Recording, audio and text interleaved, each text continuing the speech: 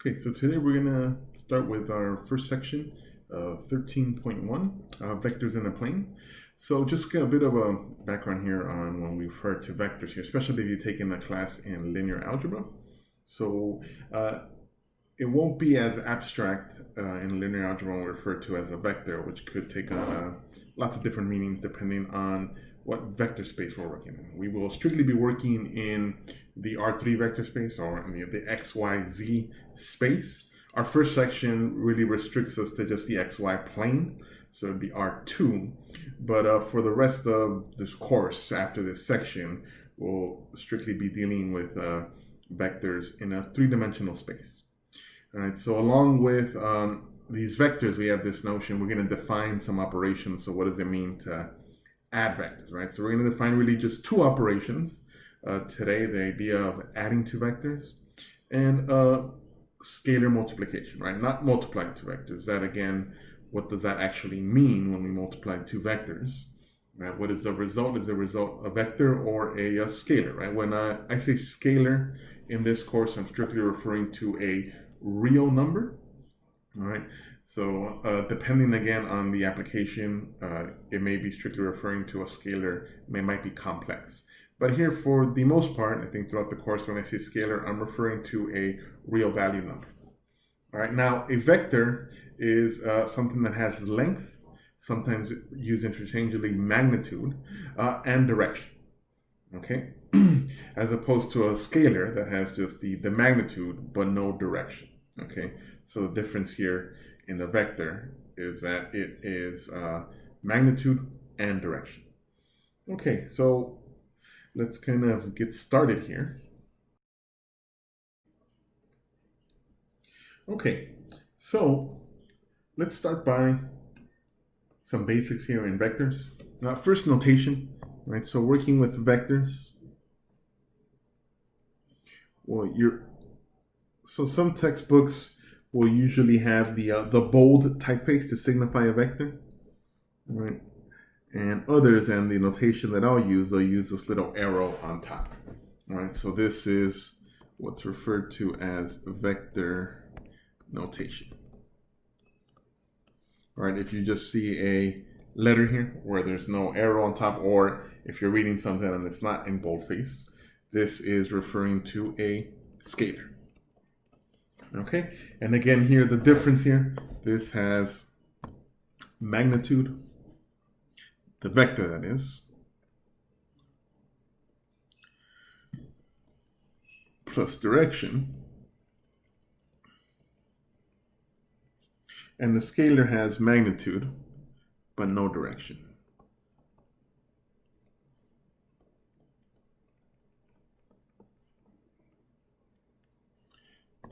Okay, now let's define the notion of equality of two vectors.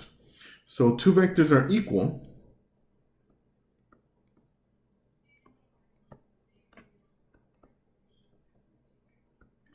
right? So two vectors are going to be equal if they share if they have the same magnitude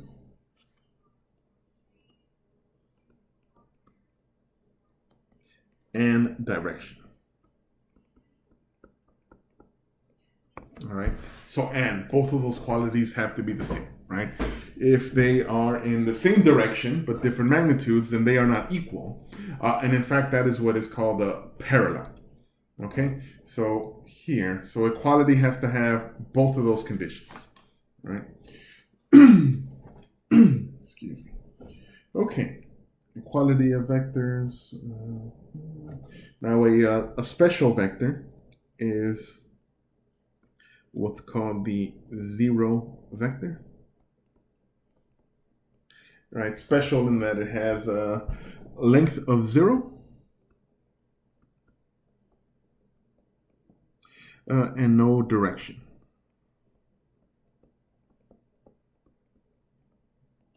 Okay, one thing to notice here that 0 does not have a vector symbol on top, right? So 0 is in this case a scalar, right? Okay, so let's define here the concept of parallel vectors.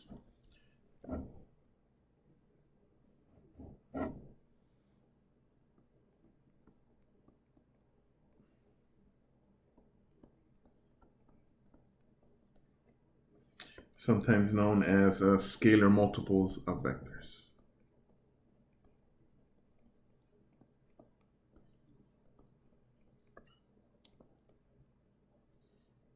Okay, so for example, let's say that I have a vector here. Again, vector in a plane. I'll call this vector V.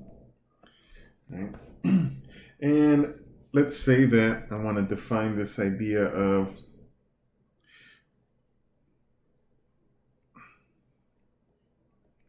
three V, right? Where again, 3 is a scalar, right? So 3 times V would be the vector that is in the same direction,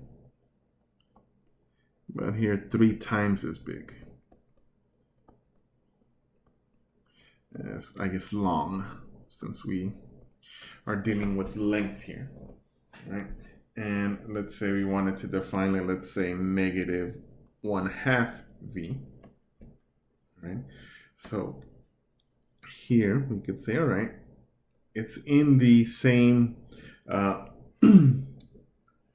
direction here, but now it's going over here. The negative makes it go same direction in the sense if you think of just being at one infinite line, right? V would be going in the opposite direction, right? And it'll be half the length. So here, let me kind of emphasize that.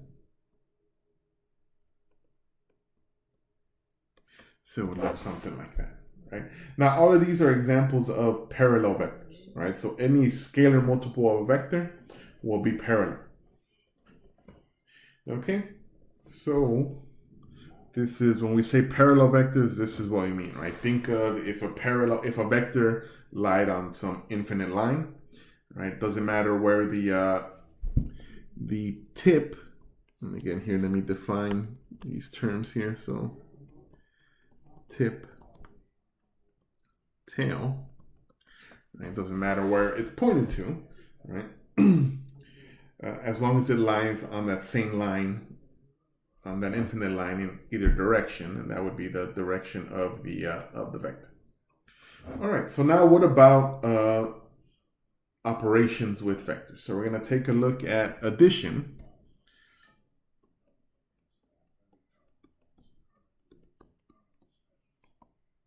Of vectors. Okay, and we'll look at geometrically what that means. Okay, so there are two methods to do this geometrically. Right, the first method called the tip to tail method.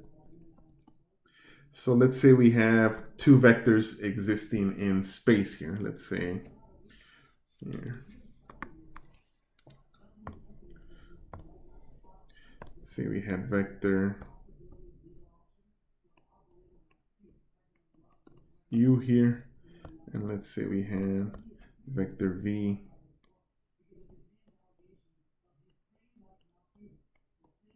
here. Okay, so tip to tail is exactly what we think of it here. So when we rewrite this, we have, all right, let me rewrite vector u here. All right, and then vector v, I'll now start at the tip of vector u, but again in the same direction here, vector v. All right. And this is the tip to tail method, and now I will connect from here,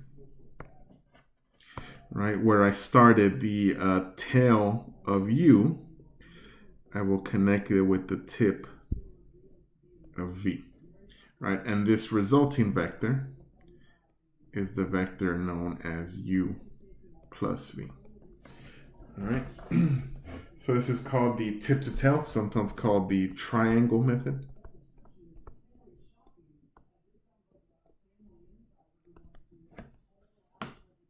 All right. So that's one way to do this, right? There is a second method called the parallelogram rule.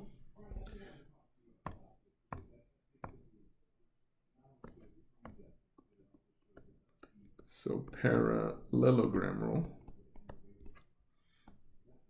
And this involves constructing a parallelogram. So let's imagine those same vectors u and v.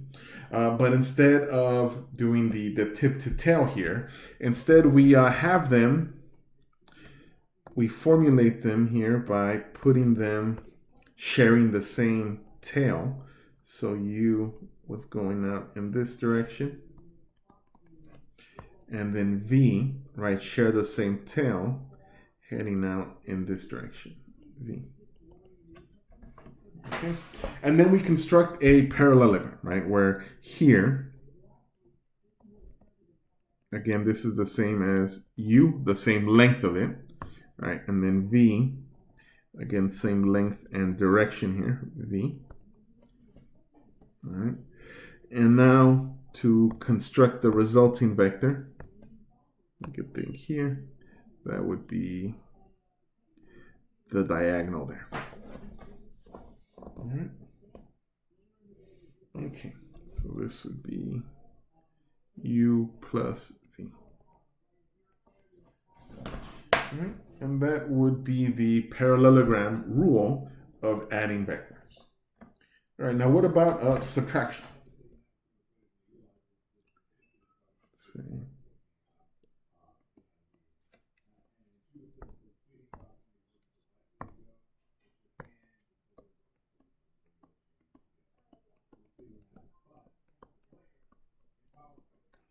All right, so let's say we wanted to perform the operation u minus v.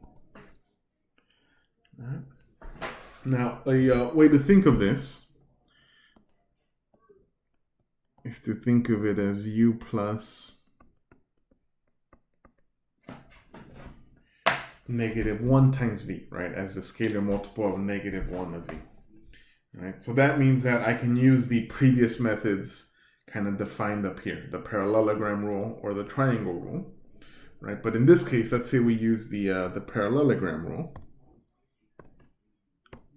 All right, we could say, all right, u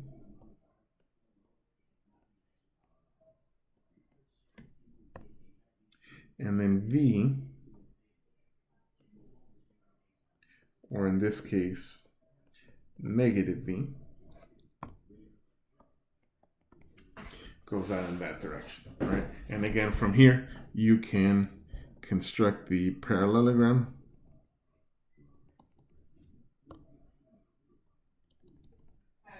And then create the diagonal here.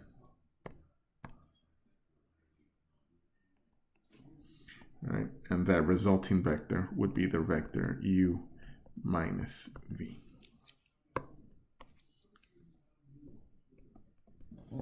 Okay, now notice here that we've kind of moved the vectors there in some place in the plane, and we've moved them, and that does not change the vectors, right? Or it's not a new vector because I've moved it, right? What characterizes a vector is its magnitude and its direction, which that has still not changed, right? It's still in the same general direction there.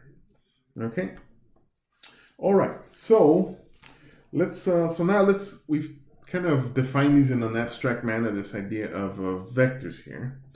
So now let's take a look at vectors in our xy plane, right, or in R2.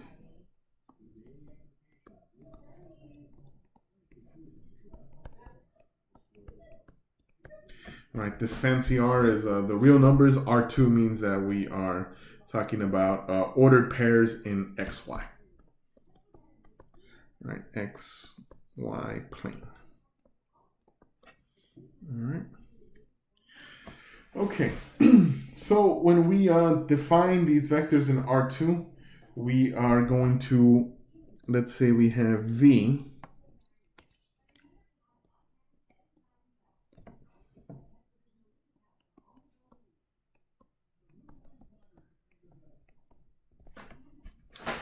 So when I write the vector v, I will use this kind of this notation where we have these pointy kind of like the less than and greater than symbols, and enclosed is v1, v2. All right.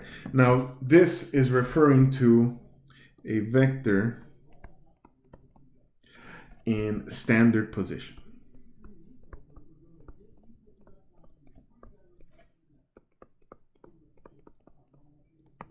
All right. And what that means in standard position, that the tail is at the origin.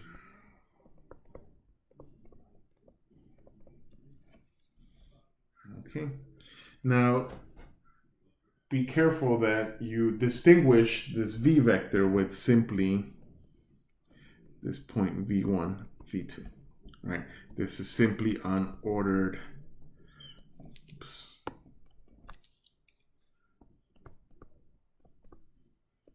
Ordered pair, right?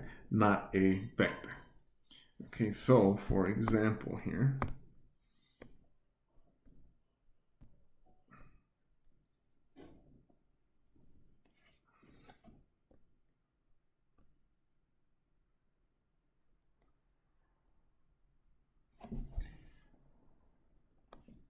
okay, so let's say we had a point out here.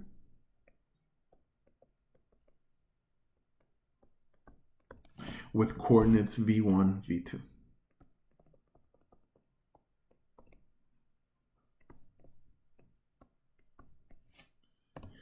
Okay, and again, right, that simply refers to the ordered pair v1, v2. Okay, now if I draw the vector where the tail is at the origin, right, so the origin here, and then draw this from here to here. Okay, so this here, that is vector v, right? That has magnitude and direction, okay, in standard position. All right, now we can define vectors that are not in standard position. Now that notation is a bit different, right? So for example, let's say that, so how do we define vectors not in standard position?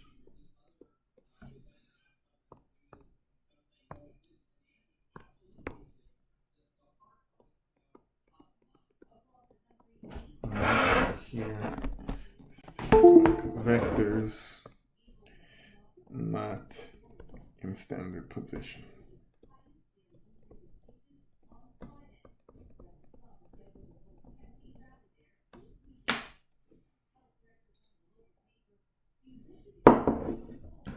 Okay. Okay, so let's say here.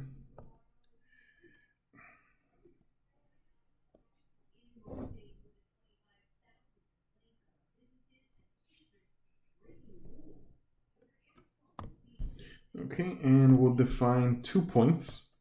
Right, I'll call this point P, x1, x2, and let's say we'll call point Q out here. Excuse me, let's keep this consistent here. Let's call point P x1, y1, and Q x2, y2. Okay. All right. Okay, so we can, let's say, define the vector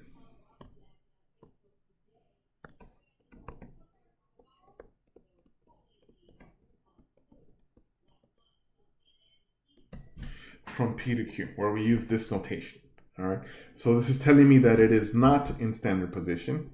What this is telling me here is that the P represents the tail of the vector, right, and Q represents the tip of the vector.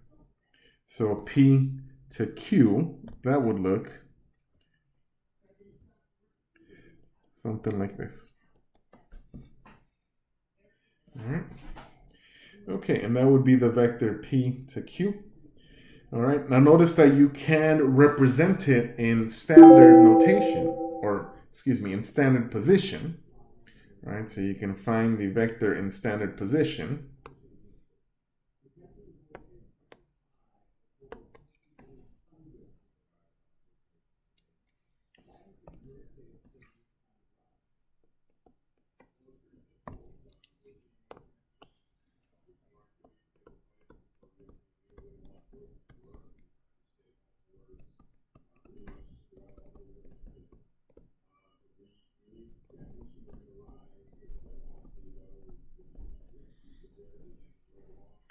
All right, vector PQ in standard position would be defined by taking x2 minus x1 and y2 minus y1. All right, the coordinates of the tail minus the coordinates of the tip.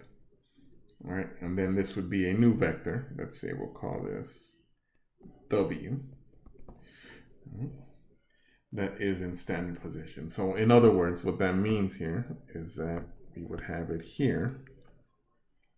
All right, essentially like if you move this, and actually here, let me attempt to do this here.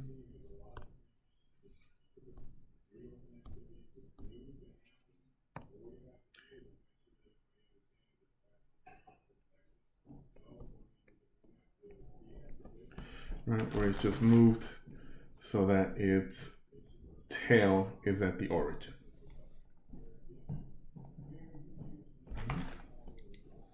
Okay. All right. So in practice here, we won't be adding or subtracting using the tip to tail method or the parallelogram. Instead, we especially if they're in a plane, right? If they're in the XY plane and there are ordered pairs that are defining the points, then we can now have more algebraic operations that we can use to find addition and scalar multiplication. Okay, so let's define those now. So we're going to define two operations.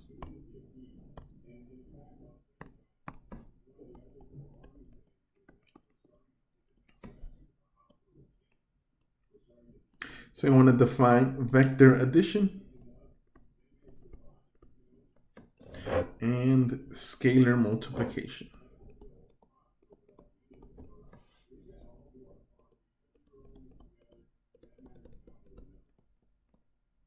Okay. All right, so here, when we say we have two vectors in standard position, or we can derive them, find the vector in standard position, u plus v, right, where again, u, just a general vector,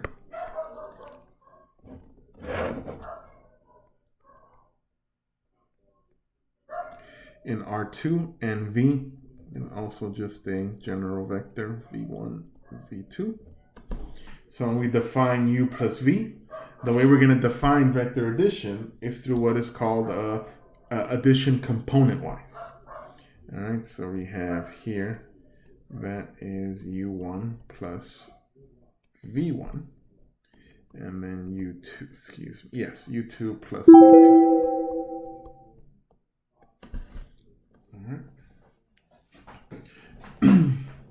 So that would be addition, scalar addition, and then vector addition, and now scalar multiplication, right, where we have c times the vector u1, u2, and again, c is just some element of the real numbers, right, and that's what that notation is, right. C is a real valued scalar, right, again, right, our scalars for this course will be taken from the real number field, right? So we won't be dealing with any complex numbers of any kind, I don't think, in this course. Okay, so, and this is done, again, component-wise. This is equivalent to C U1, C U2. All right. Okay, so those are our two basic operations that we have defined here. Okay.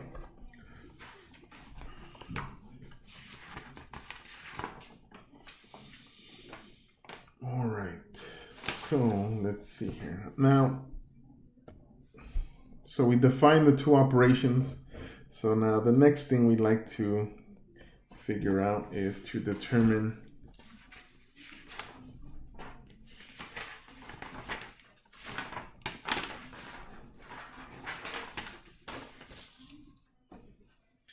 finding the magnitude of a vector. The magnitude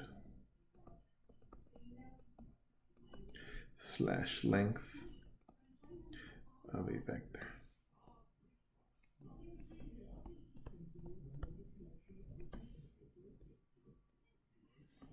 Okay, so let's say, let's draw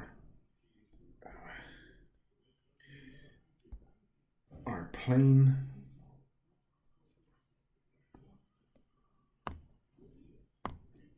And let's say we had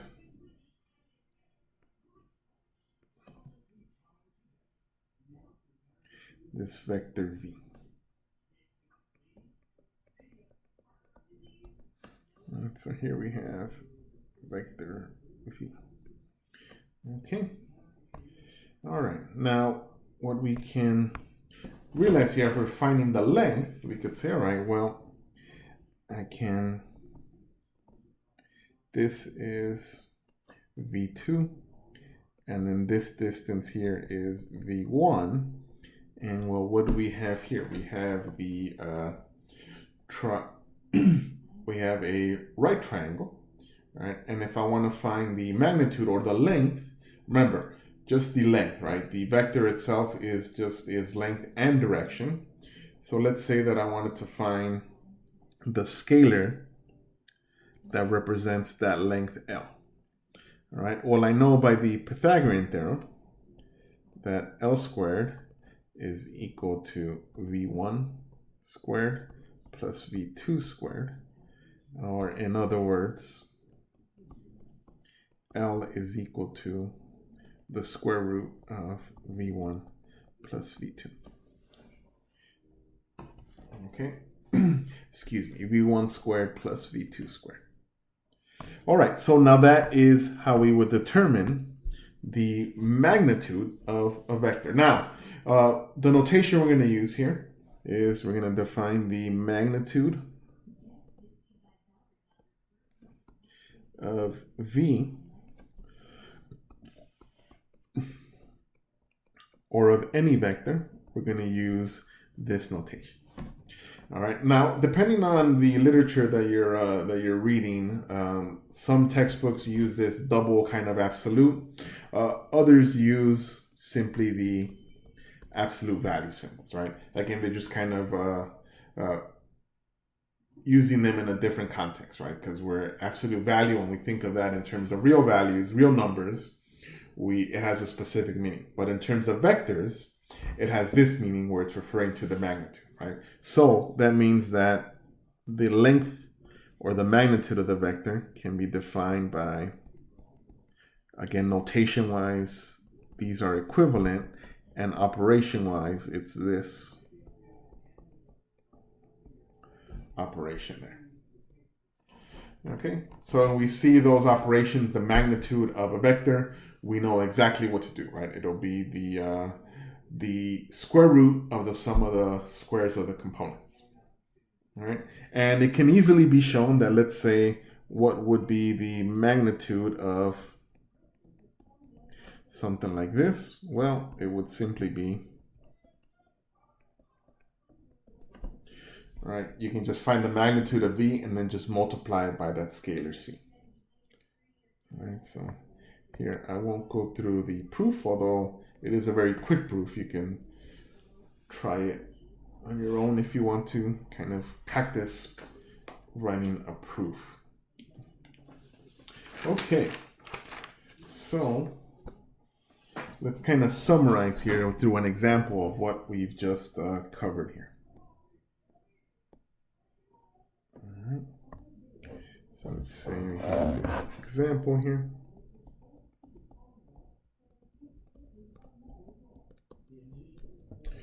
All right, so let's say we'll let u equal to 3, -4, and v equal to 1, 1, and w equal to -1, 0. Okay.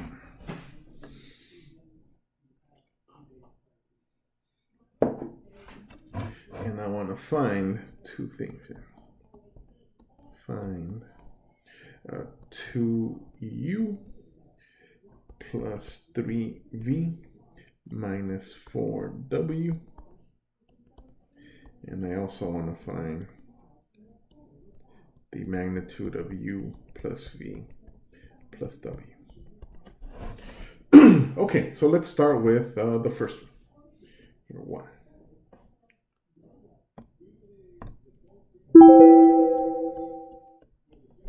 So 2u is the same as 2 times 3 negative 4 plus 3 times v, which is 1, 1, minus 4 times w, which is negative 1, 0. Okay, so now let's kind of simplify here. That thing's too bright for me. So let me change up colors here. So this is 6 negative 8 plus 3, 3. And here we'll do plus 4, 0. All right, and now we can just add component-wise, right? 6 plus 3 is 9, plus 4 is 13. And then negative 8 plus 3 is negative 5, plus 0 gives us negative 5. Right? And that would be the solution to the first one there. Okay, now for the second one.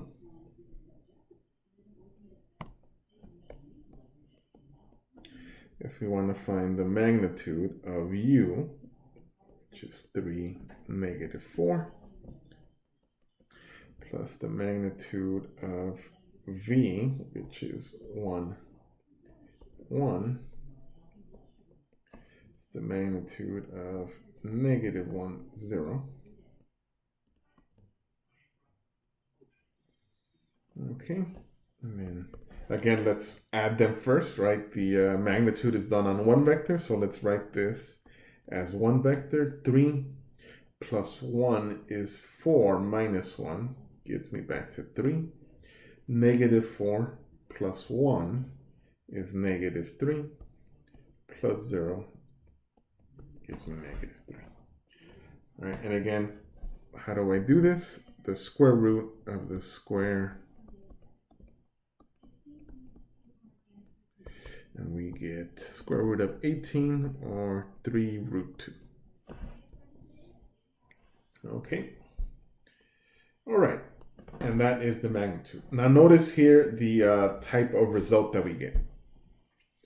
The first one, when I'm adding vectors, the result is another vector. When I find the magnitude, notice here the result is a scalar, right? Not a vector. All right, it makes sense, right? When we think of length, right, we think of just one value.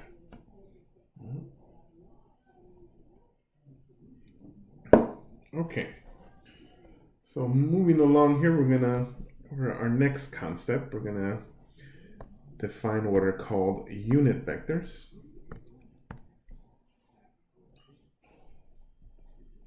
So a unit vector is any vector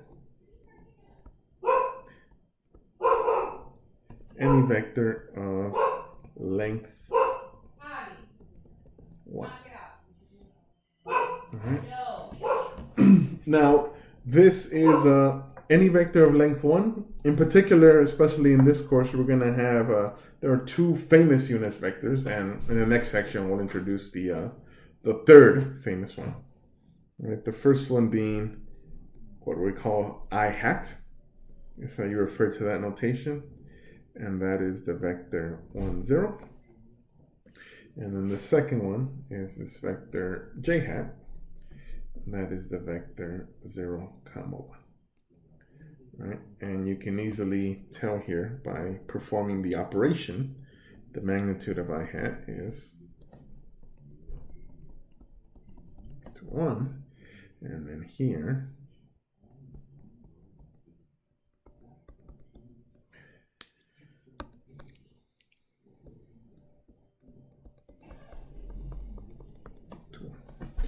Okay, so again, it meets the qualifications for a vector, right? Magnitude or length of 1. All right, and any vector. These are two very special vectors. All right, if we look at their location in standard position here. Here, let's see here. Let me draw my plane here.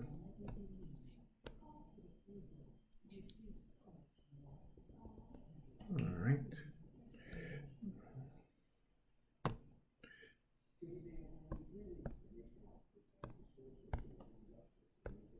All right, if we think of, oops.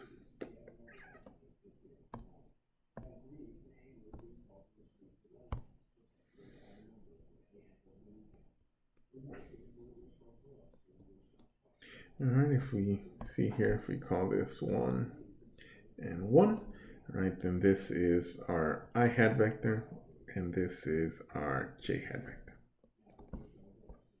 All right. Okay. Now, these I hat and J hat vectors they're special vectors. Also, in combination of them, there are what are called basis vectors. In other words, I can essentially redefine any vector in R2 in terms of I hat and J hat very easily. In fact, these are not the only basis vectors for the XY plane. There are essentially infinite number of these basis vectors, and if you take a linear algebra course or you have taken them, then you know the qualifications for something to be a basis for a space. But we aren't going to get that deep in the rabbit hole here. What we're going to here instead do is we're going to take these two vectors, I hat and J hat, right? And we'll just say they are a basis for R2. And what that means is that let's say that we have a vector V, and let's say vector V is defined to be -1, 2. I can rewrite this in terms of I hat and J hat by taking the X coordinate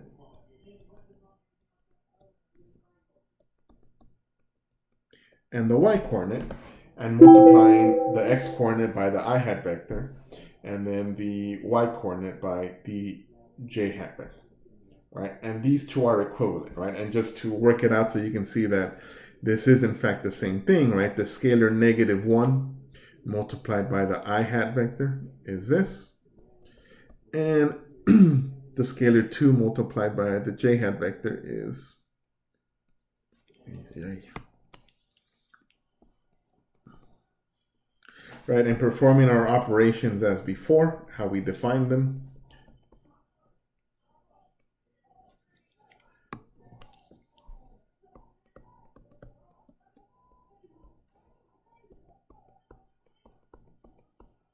And we see we get back the vector -1, 2. Okay. All right, and we can do this with any vector in R2. We can write them in terms of I hat, J hat. All right. Okay. All right, now, in a lot of cases, we have vectors that aren't of unit length, or they're not unit vectors, but in certain applications it's beneficial to have them or construct them, turn them into unit vectors. So let's look at what that process would look like.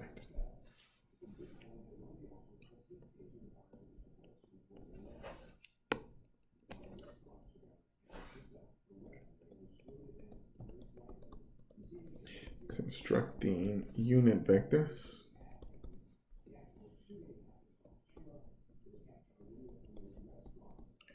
from any vector V.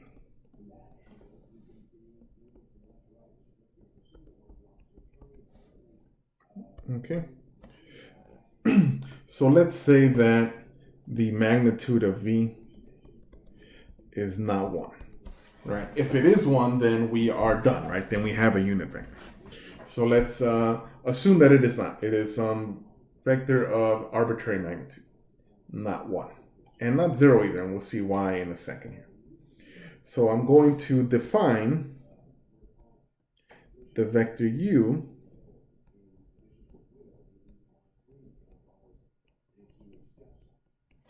to be this quantity. right? And again, remember that v, this is a scalar, right? So this operation is valid. I haven't even discussed what it means to divide vectors. So this operation, that's a scalar, right? And I do know what scalar multiplication is defined. So this operation is a valid operation. Okay, so let's say that I now find the magnitude of u, and that is the magnitude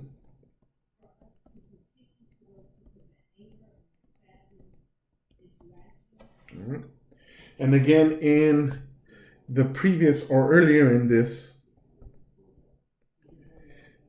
lecture, we define here that it can be shown that this was true. The scalar c times the vector u is equivalent to c times the magnitude of the vector u. Right? So if this is a scalar here, the magnitude of v, then I can rewrite this as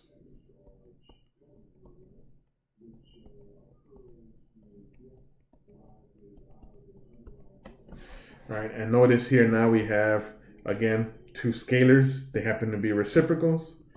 So that means they are 1. Or in other words, what this means is that the vector u is a unit vector.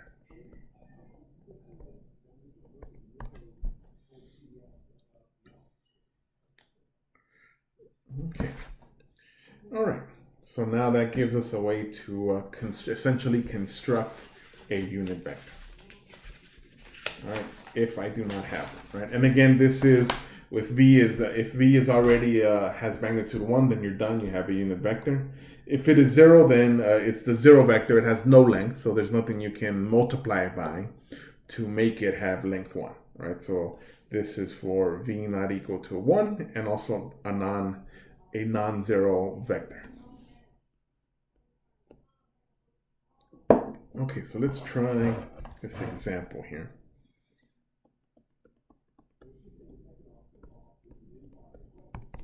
So for this example, let's say we have, I'm going to define the point P to be -4, 1, and then R to be the point 2, 6. I want to find two unit vectors parallel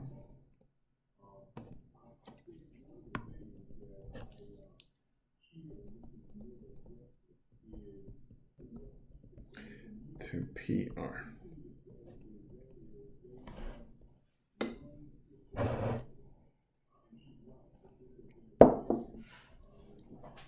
Okay. So let's define, just to kind of make our notation a bit compact, let's define the vector v to be the vector PR. And again, here the direction does matter. P is the tail and R is the tip. So when we write this, we'll take 2 minus -4, right? And then 6 minus 1. And that gives me, here we have 6, 5. Okay, and then the magnitude of v is 6 squared plus 5 squared, which is 36 plus 25, and that gives me a total of 61. Okay, so it's not 1, so the vector v is not a unit vector, but I can define now u to be 1 over the square root of 61 times the vector 6, 5. And now the vector u, this is in fact here a unit vector.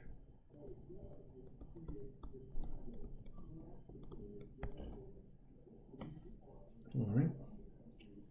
Now here we're asked to find two unit vectors. The other one, you can simply find negative u. right? And again, that is parallel, right? It's just going, the tail is in the complete 180 in the other, along the other line, or in the other direction, I should say, in the negative direction. Okay. All right. Thank you.